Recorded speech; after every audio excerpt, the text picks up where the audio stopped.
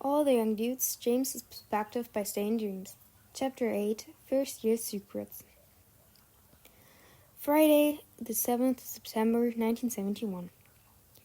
James had always been surrounded by people. He was the sort of bloke who collected acquaintances, like chocolate frog cards. But ever since Sirius had voiced that brilliant title in the common room, life at Hogwarts had taken a turn for the spectacular. He was so chuffed with their newly christened dynamic that he felt as though he was cruising at 300 feet without the aid of a broomstick. There was an electric autonomy to the way the four of them clicked into place now. It made James feel more alive, more himself, than he ever had in his life. He could bloody well hardly believe his luck. He had secured a pack of mates who transformed the most mundane school days into an epic, and he wouldn't have traded a single one of them for all the gold in Gringotts. The most rewarding part of it all was watching Remus slowly dissolve his defenses. The tawny-haired lad had been a proper enigma during the first few weeks, lurking in the background like a shadow. But as he gradually allowed himself to be dragged into their orbit, James had been delighted to discover that beneath that multi-mannish exterior lay a biting wit and sarcastic sense of humor. Remus was the sort of bloke who could take the mickey out of you with a straight face, and you wouldn't even realize you'd been roasted until you were already laughing along with him. It was pure genius. Naturally, James processed the universe through the sacred lens of Quidditch, and in his mind the Marauders mapped perfectly onto a world-class side. He viewed his own role as a chaser, the coordinator of the play, driving the teamwork forward and ensuring the collective aim remained true. Sirius was a textbook beater, fierce, reckless, and unyielding, always raring to launch himself at anyone who dared cross their line. Peter, bless his loyal heart, was their keeper, steadfast, reliable, the quiet guardian who minded the hoops and made sure their backs were covered. And Remus was their seeker. He was a solitary flyer who could slip away unnoticed, navigating the chaos to spot the snitch when the game was on the line. The missing piece of the puzzle. James hadn't even realized they were lacking until he arrived. Together they were a juggernaut, unstoppable. But today the flawless formation was out of whack. For some inexplicable reason, Sirius was trapped in a poisonous mood, and it was starting to grate on James's nerves. James undoubtedly fancied himself a master of subtlety, but James knew his best mate's tales inside out. He had picked up on the shift the exact second Hattie had clattered back onto the Owlery ledge, her talons empty, no return scroll from Regulus inside. It was as if a suffocating storm cloud had descended over Sirius's dark head, blackening everything in his vicinity. The tension had been brewing all day. Sirius had even snapped at Peter during breakfast. While James was usually content to ride out Sirius's dramatic mood swings, it was an unsettling thing for the handsome boy to turn his sharp tongue on his own circle. Remus had clearly clogged the radioactive atmosphere as well. Acting with his usual cautious self-preservation, the sandy-haired boy had kept his distance all morning, barely exchanging a word with Sirius during the lessons, before slipping off to serve yet another one of his endless detentions. James couldn't blame him. It was bloody obvious that Lupin wasn't in the slightest bit keen to get caught in the crossfire of whatever dark storm was brewing inside Sirius's skull. The breaking point arrived late that afternoon in the corner of the common room. They were supposed to be relaxing over a casual game of exploding snap, but Sirius had just launched an uncalled-for remark at Peter's head after a minor misplay. Peter flinched, his round face falling into that miserable look of unprovoked guilt, and James felt his own easygoing patience snap clean in two. He stamped a stack of cards down onto the table, the sudden crack drawing a sharp look from a few nearby second years. He stared across the table, his brown eyes looking onto Sirius's stormy blue ones with unyielding gravity. Oi! Either play nice or tell us what's bothering you. But you can't keep sulking all weekend. Sirius huffed, his volatile temper flaring like a spark in a powder keg. Fine, he snapped, bolting to his feet with such violent velocity that the exploding snap cords on the table scattered across the stone floor. I'll piss off then. And with that dramatic declaration, he stormed out of the common room and vanished up the winding stairs towards their dormitory, leaving James and Peter sitting in an awkward silence. James watched his best mates retreating back, his protective instinct screaming at him to follow. Yet something held him back in his seat. Let him storm it off, James reasoned, suppressing his worry. Perhaps Black just required a bit of space to cool his raging jets before he bit someone's head clean off. By the time the remaining marauders trudged upstairs to prepare for bed, Sirius still hadn't emerged from behind the velvet curtains of his 4 posters. James kept casting anxious glances over his shoulder while he brushed his teeth at the ensuite basin, trying to gauge what sort of toxic thoughts might be pacing around in that head office. For someone who usually broadcasted his explosive emotions to the entire tower, Sirius could become impossible to reach whenever he retreated into a proper brooding session. Eventually, realizing he wouldn't get a word out of him tonight, James decided to leave Sirius to a silent sulk and climbed into his own bed. He slipped off his wire-rimmed glasses, setting them carefully on the bedside table, and settled beneath his duvet, willing his overactive mind to drift off into sleep. He was just hovering on the fragile edge of a dreamless drift when the distinct creak of footsteps ghosted across the hardwood floorboards. A second later, the familiar rustle of his scarlet bed curtains being drawn back shattered the midnight quiet. James recognized the slightly ragged rhythm of Sirius's breathing in the dark. Sirius? James sat up, blinking back the heavy fog of sleep as his hand fumbled across the tabletop till his fingers closed around his glasses. He shoved them onto his nose, squinting at the silhouette. All right, mate? Yeah, sorry. Do you mind if I... Yeah, come in, James urged softly, shifting his legs over to make ample room on the mattress. Sirius let the velvet curtain snap shut behind him, sealing them into the fortress-like enclosure. For a loaded moment, the 2 boys just stared at one another through the gloom.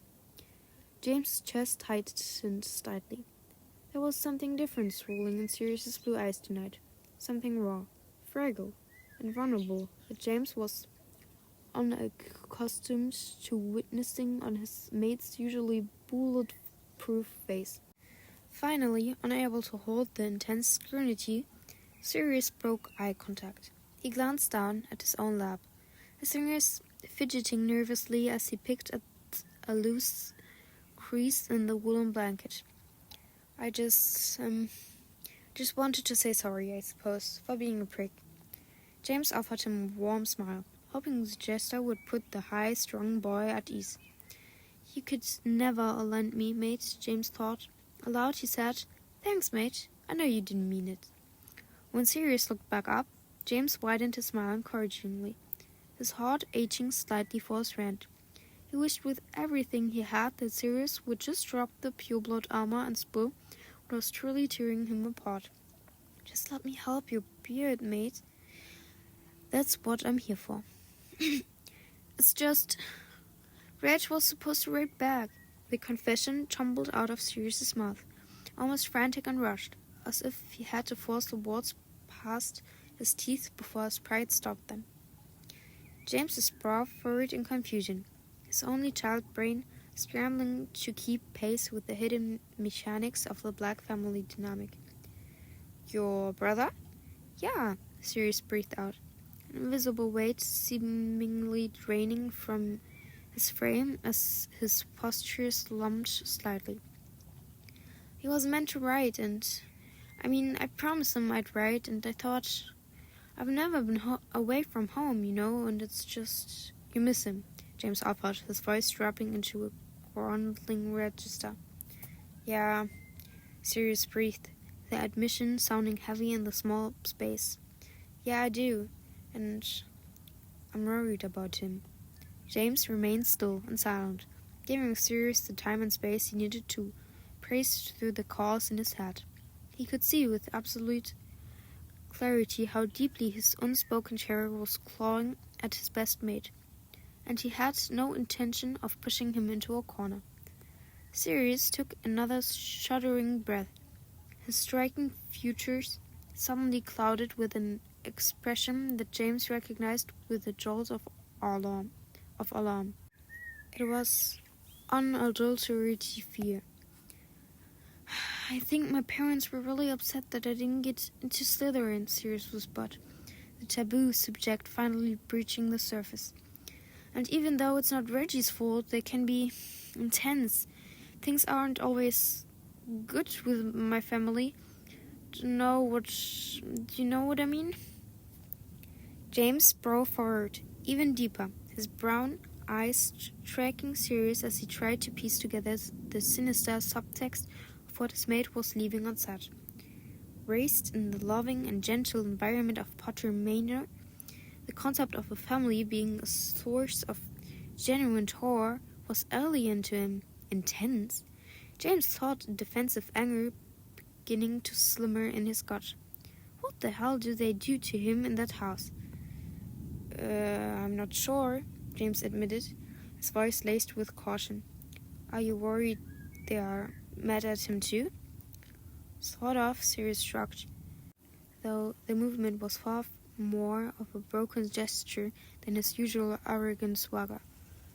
More like, Reg might have to pay for my mistake. James was still, out of his depth, regarding the twisted penalties of the House of Black. But he didn't need to understand the politics to know his brother was hurting. He might reach across the duvet, his hand clamping around Sirius's forearm, gripping it tight to offer an unyielding anchor of comfort. Hey, James said firmly, waiting until he caught and held Sirius's evasive blue gaze. You didn't make a mistake. I think it's brilliant that you're in Gryffindor. And if your brother's anything like you, then I'm sure he'll be right.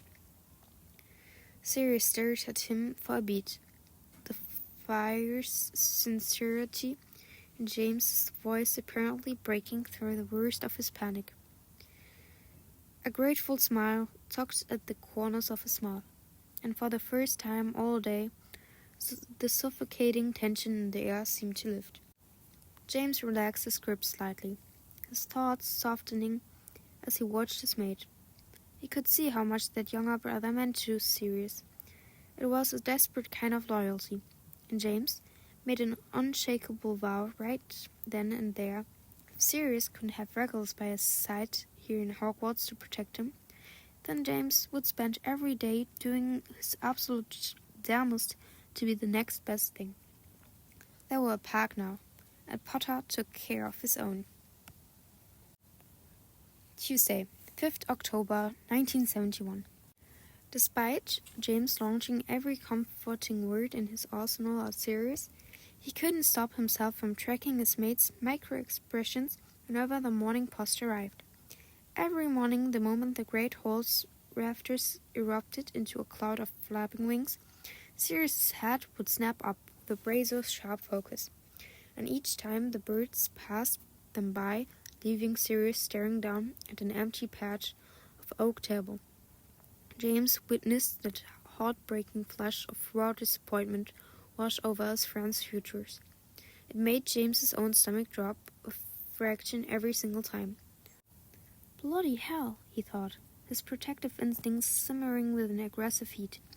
What are those monsters in London doing to make this desperate for a scarp of parchment?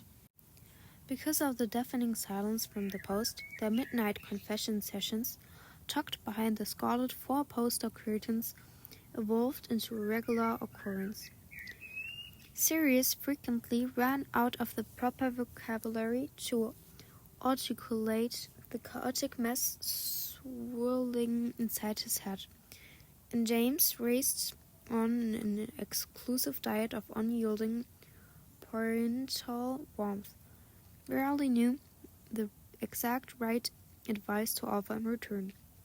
But he threw himself into the role of a silent listener with everything he had. It appeared to be making a bit of a dent, at least. Sirius was flashing his brilliant grin far more often during the day, and they kept their overactive minds occupied by masterminding a string of minor pranks or scribbling down the homework in the 11th hour on the common room floorboards. Yet, the dog undercurrent never entirely dissipated.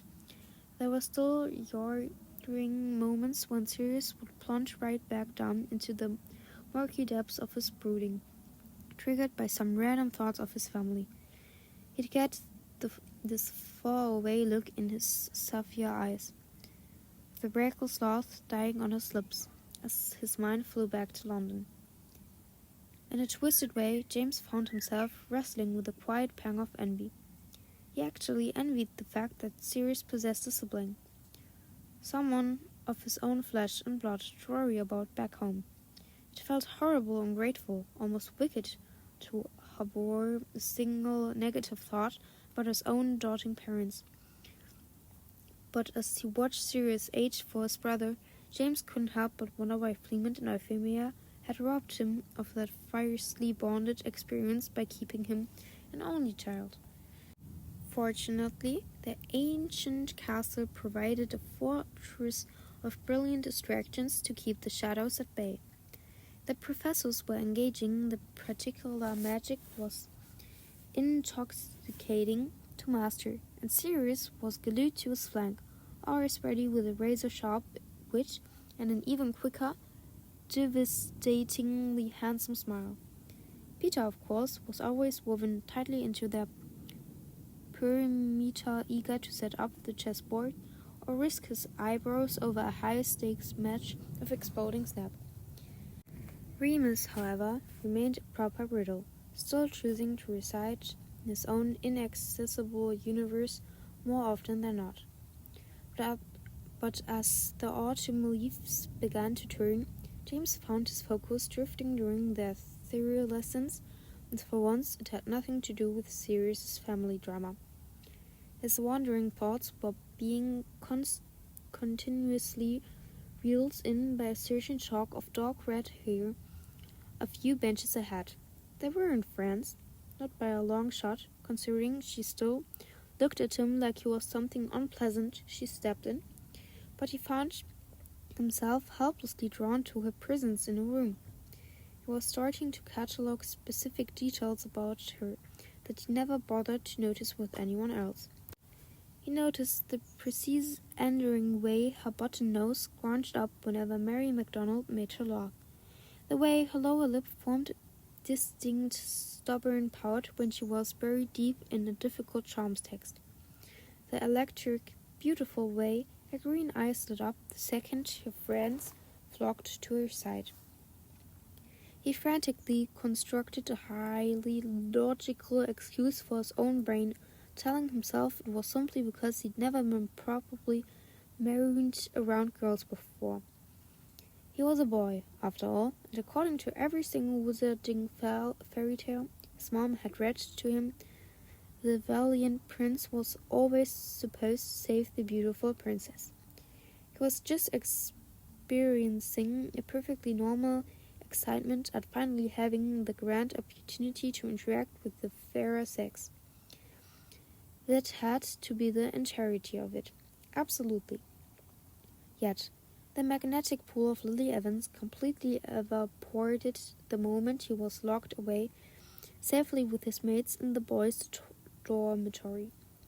Except on this particular chilly Monday night in October, the ranks were compromised. They were down to only 3. Remus had vanished off the map, never returning to the tower to climb into his bed as the curfew hours came and went. James and Sirius stayed up longer past midnight, their heads huddled together in the dark as they exchanged stage-whispered theories, coming up with all manner of ridiculous conspiracies about where on earth their quiet mate would have gone. Had he been caught out of bounds by Fulch? Had he slipped off to the library and accidentally locked himself in the restricted section? But as the grandfather clock chimed the dead of night, the fourth mattress remained cold and undisturbed, and Remus never returned. The missing piece of their puzzle didn't surface again until the following morning, when Remus materialized out of thin air right in the middle of their transfiguration classroom. James's eyes had locked onto him the second he walked through the door. The boy looked shattered. Violet shadows bruised the skin beneath his eyes, and he moved with a rigid stiffness, though he was otherwise putting on a normal front. James, Sirius, and Peter spent a good half of the lesson executing a series of unsubtle maneuvers, hissing across the aisle, throwing crumpled bits of parchment, and executing dramatic calls, all in a desperate bid to snare Remus's attention. But Mooney was a fortress of focus, ignoring their antics with his nose buried in his textbook, until Professor McGonagall's sharp eyes snapped to their row, threatening to separate the lot of them if they didn't mind the teacups. The moment the bell rang, James and Sirius exchanged a synchronized look. They tracked their prey through the crowded doorways and managed to ambush Remus in the high-edged corridors on the way to Tom's. Sirius launched the first assault, sidling up on Remus's left flank, blurting out the question that had kept them awake for half the night. "So, where were you?" "Nowhere," Remus replied, his voice clipping the syllables with a defensive friction that set off alarm bells in James's head.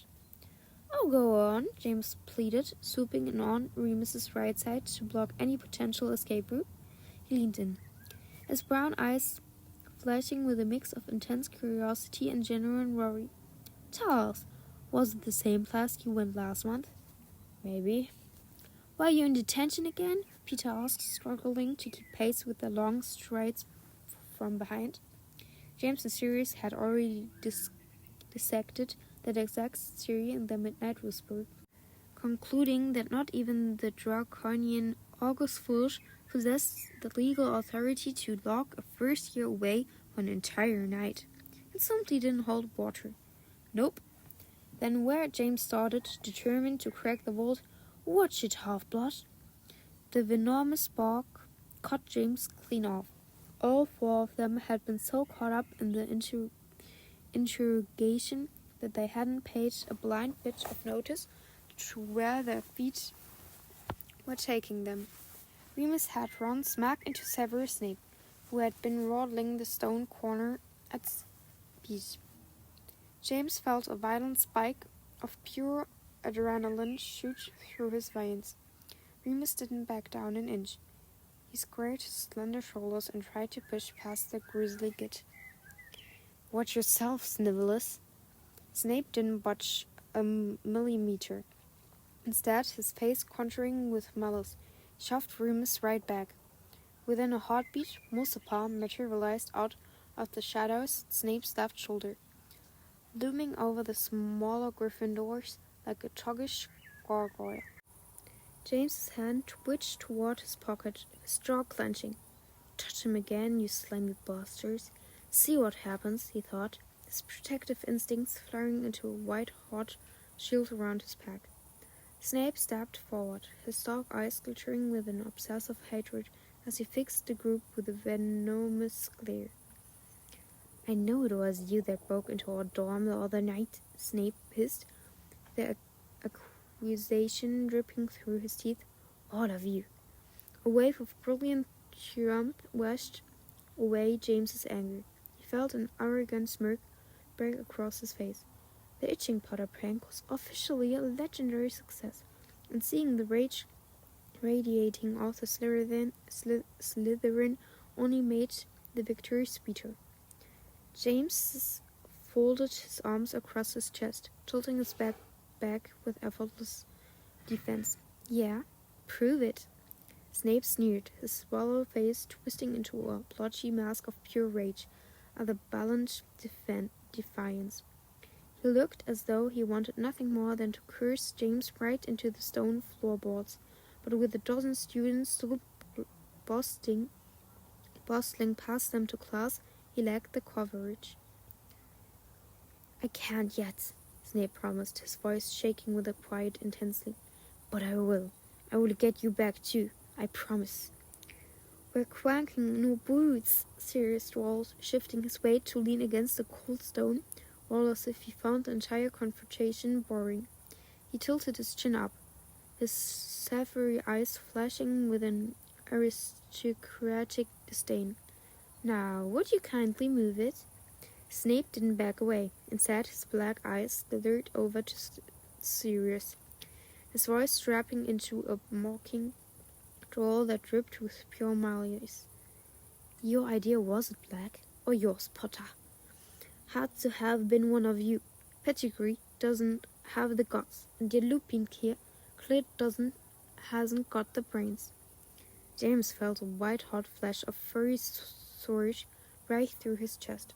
Beside him, Remus clenched his slender hands into white-knuckle fists, a fearful sort of look flashing behind his eyes. James's high-powered gaze dropped to Snape's robes, clutching the ominous twitch of the greasy git's hand toward his pocket. He's going for Sword, James thought, his muscles looking into a predatory crotch.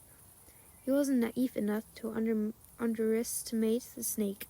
He knew Snivellus had been whispering over Jog, full books since they even arrived at Hogwarts.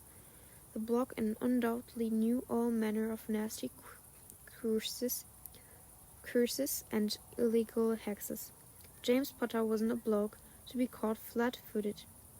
He had a few spectacular tricks up his own sleeve, and he was determined to not let Snape seize the upper hand, if the slimy bastard so much as raised an inch of polish wood. James was prepared to draw his own wand and hex him straight into the middle of next week.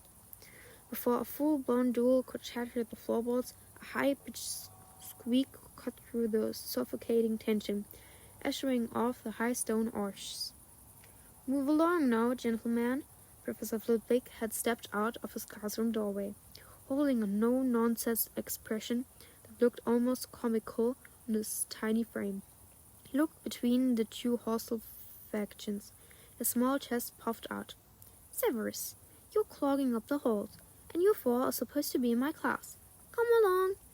James could have knelt down and kissed the little bloke's boots.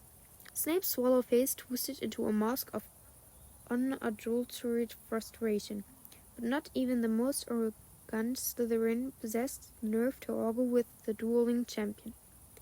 With a venomous sneer directed straight at Remus, Snape turned on his heel.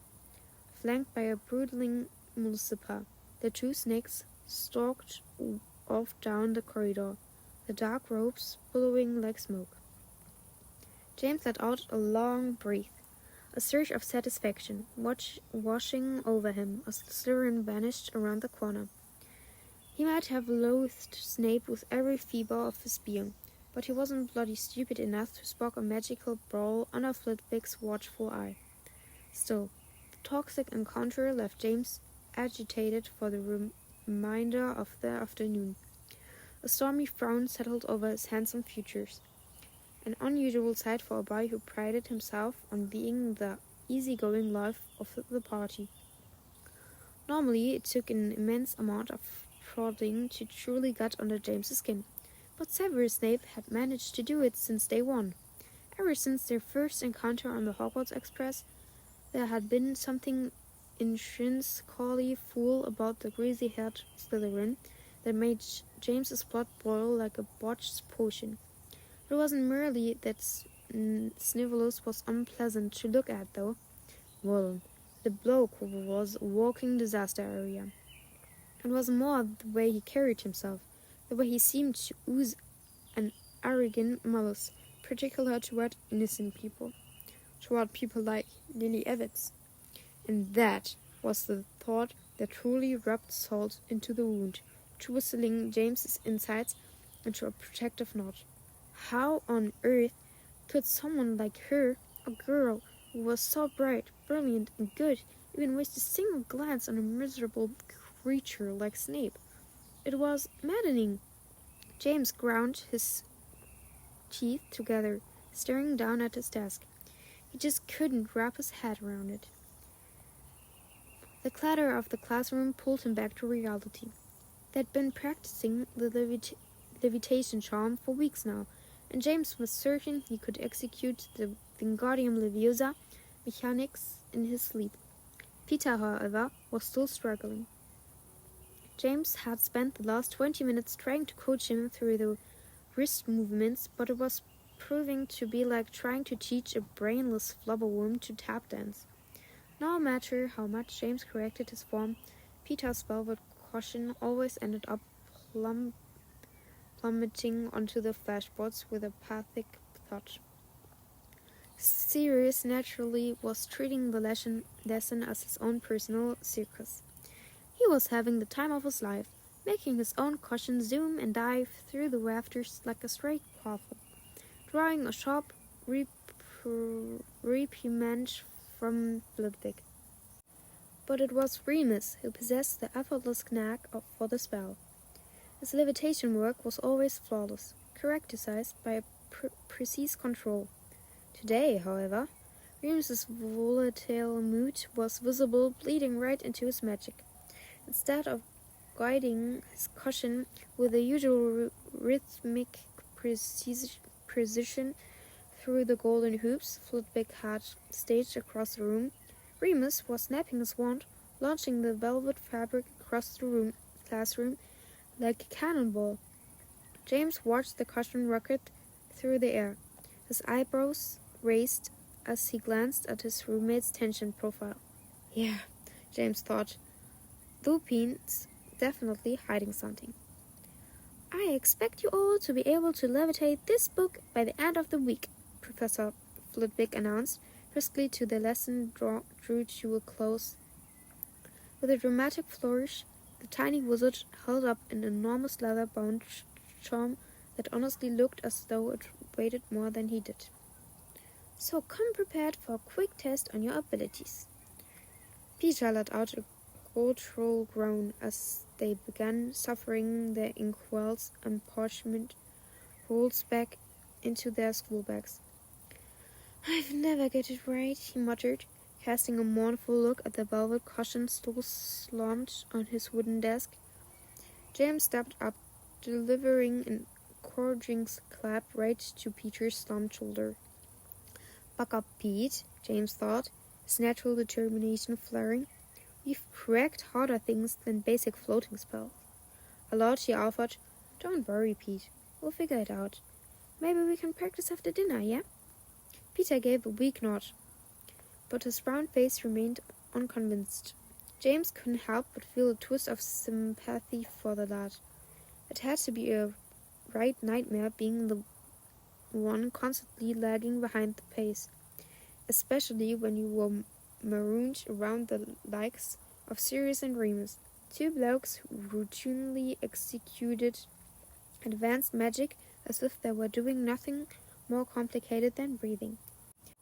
Fortunately, by the time the lunch bells began ushering through the corridors, James's sore mood had lifted considerably. He was never a bloke to enter himself to anger for more than a few minutes. It simply wasn't woven into his sunny disposition. Besides, his brain had far more vital logistics to balance, such as masterminding the blueprints for the next grand prank, and attempting to smoothly catch Lily Evans' eye across the bustling expanse of the great hall. Just one look, Evans, he thought, adjusting his collar as he scanned the Gryffindor table. Just to show you, I'm not entirely a menace.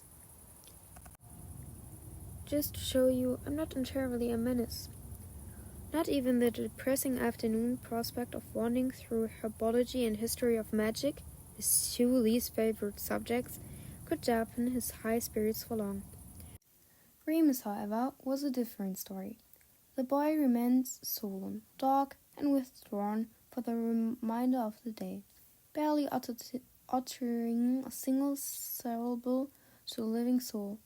James repeatedly tracked the way Remus kept his chin tucked into his collar, his pale brow furrowed into a tight knot of solitary thought. Yet, whenever James tried to swoop in and pry into what was rotting his mate's disposition, Remus simply brushed the concern off with a cold shrug or a monosyllabic grunt. It was frustrating, to say the least. James was a boy used to total transparency and open arms. Being locked out of a mate's life, especially one of his core pack, felt like a physical blow. When their feet crossed the threshold back into the safety of the boys' dormitory that evening, Remus didn't even drop his bag properly. He bolted across the hard wood floorboard straight for his four-poster, yanking the scarlet curtains shut before a single soul could open their mouth to speak to him. James stood frozen by his own mattress, exchanging a loaded look with Sirius. Sirius raised an elegant eyebrow, an illegible question. "What do you reckon's going on with him?" James just shook his head, throwing his palms wide open in a defeated gesture. "Your guess is as good as mine, mate." With a heavy sigh, James flopped backwards onto his own mattress, staring up at the familiar canopy overhead. Whatever heavy business was fracturing Remus's sanity, it was bloody obvious it was something monumental. But actually, coaxing the lad to dismantle those stone walls and talk about it was another matter entirely. James ground his teeth, a gnawing feeling of helplessness twisting his stomach. He loathed not having a tactical plan. All he could do now was maintain the perimeter and ensure they were right there the second Remus was finally raring to spill his guts. Until that moment arrived, he'd simply have to sit on his hands and wait. And James Potter was not a fan of waiting. Thursday, 7th October 1971. In the agonizing days that crawled by following the corridor standoff, Remus maintained his enigmatic persona. James, however, quickly noticed an entertaining shift in the dormitory dynamics.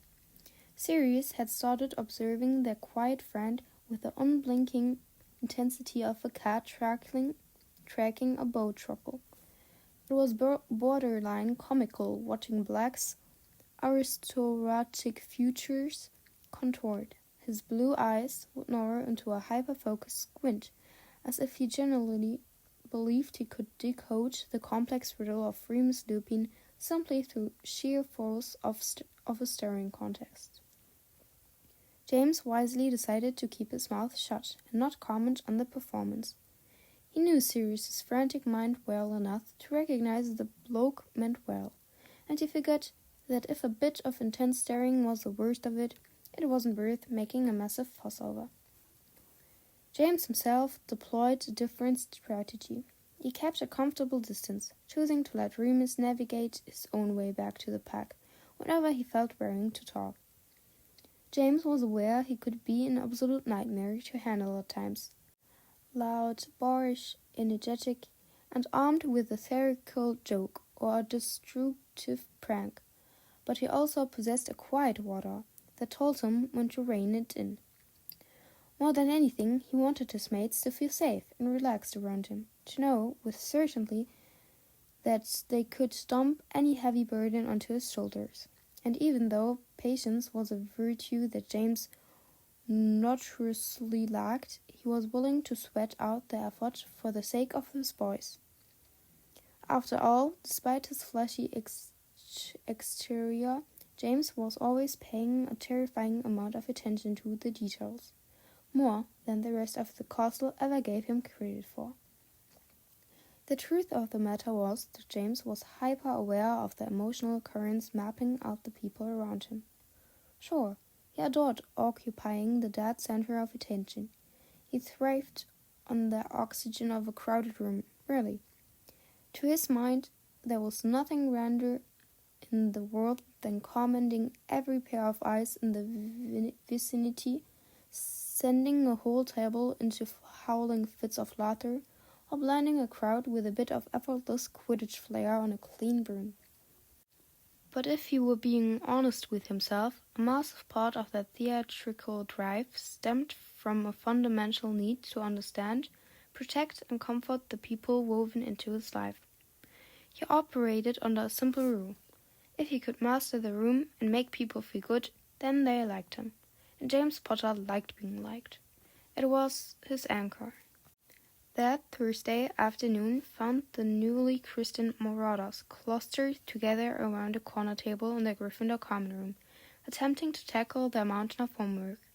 Well, in reality, James was finishing Remus's complex essay, having already smashed through his own work with his usual academic speed. He'd offered to take the written burden off Remus's hands in a direct trade for the quiet boy teaching him the advanced mechanics of the obfuscate spell, and to his delight, Remus had agreed to the terms. James dipped his quill into the ink, feeling a surge of satisfaction. He was hoping that by absorbing Remus's academic stress, he might finally manage to ease some of the toxic tension that had been clinging to the boy's frame, perhaps making those defensive shoulders look a little less stiff. A few inches away, Sirius was engulfed in his own parchment. He had already scribbled a massive 3 inches more than the standard requirement on the specific practical uses of law-swing flies and transformative draughts, a performance he had topped off with a series of elegant ink diagrams. The ancient oak table, they'd claimed, had quickly degenerated into a battle-worn mess of heavy leather texts, rattling inkwells, and tightly scrunched-up rolls of failed parchment. Peter, meanwhile, was ignoring his essays, instead attempting to use his wand to levitate a bruised apple into a brass waste-paper basket, resting 4 feet away on the floorboards. So far, the spectacle was a tragedy. He'd managed to get the fruit to shudder a few inches into the drafty air, but it whopped erratically before dropping straight back down onto the table with a dull thud. James caught the sound and cracked Sirius's lips, watching them bruise tightly in that dangerous way they always did when his aristocratic temper was beginning to fray. It was a subtle tell, but James had become an expert at reading the shifting weather patterns of Sirius's volatile moods. Do not snap at him, Black, James thought, casting a defensive look over his wire-rimmed glasses. He's trying. Peter, looking frazzled and sweating under the strain, ran his ink-stained fingers through his messy hair, frantically consulting his open textbook again as he began muttering a string of broken incantations to himself. James possessed a lifetime of bold inexperience when it came to exercising patience with Peter. Having grown up watching the boy fumble through basic childhood games, James knew down to a science when to apply a firm tactical push and when to deploy a soft safety net of encouragement. Without even bothering to look up from the rhythmic scratch of his quill against Remus's parchment, he pitched his voice into a calm rhythm. You'll get it, Pete. Don't worry. Just keep at it. I'm trying, Peter whined, his mounting frustration practically vibrating through the table legs. I'm sure it's the movement I'm getting wrong. The book says to use a smooth serpentine action, but I'm not sure.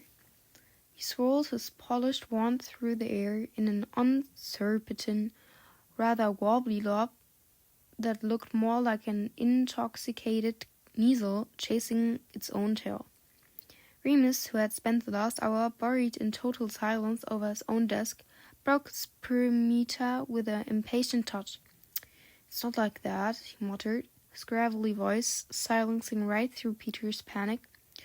"It's more like an S shape on its side. Look." With an almost dismissive flick of his wrist, Remus demonstrated the precise kinetic trajectory.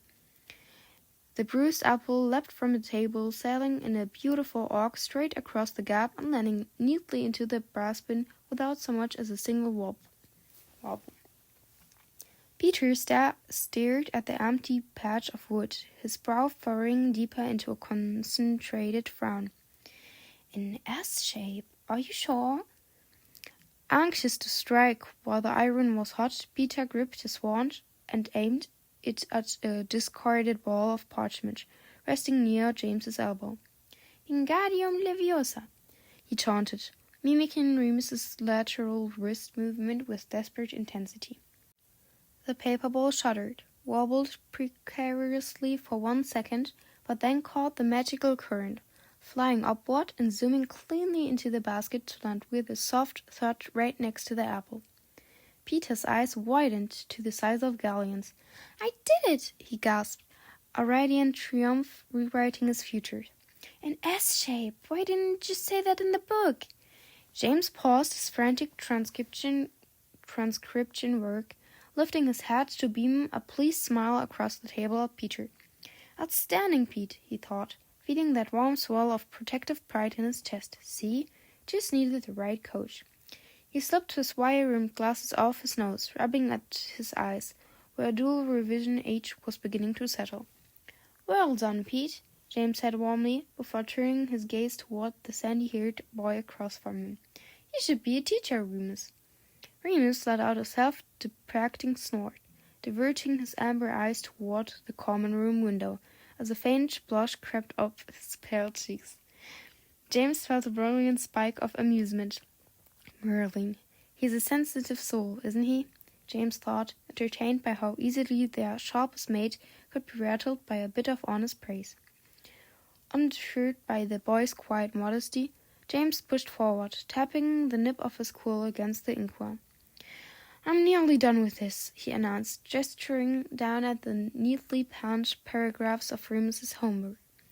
"Just need to check something. Can you pass me Magical Theory, the waffling book?"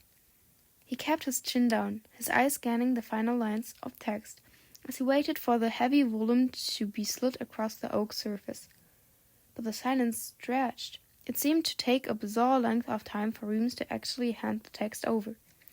Curious at the delay, James glanced up over the rim of his spectacles, just as Remus finally came into view, the thick textbook held firmly in his grip. "Cheers," James said, absently, wrapping his fingers around the spine and chugging it toward the inkwell to get back to the grind. But before his mind could fully submerge back into the theory of transfiguration mechanics, his sharp rudder locked onto a fascinating detail. He froze, his brown eyes narrowing slightly behind his lenses. "Hold on a brief, Bobs," James thought, his inner gossip monger perking his ears up. Is he still blushing? The crimson flush on Remus's face hadn't faded at all. If anything, it had deepened into something thoroughly suspect, and the boy was acting too rigid. James slowly raised his suggestive eyebrow, fighting an overwhelming urge to tease his mate right into the floorboards. Instead, utilizing a rare display of tactical restraint, James decided to keep the observation to himself, filing the strange reaction away in his memory banks for later dissection. There was no need to embarrass old Lupin any further in front of Sirius and Peter. Besides, James possessed an unshakable feeling that he'd dismantle the logs and figure out exactly what was driving the sudden flush soon enough. James Potter was nothing if not persistent, and he had no intention of letting his delicious little mystery slip by unnoticed.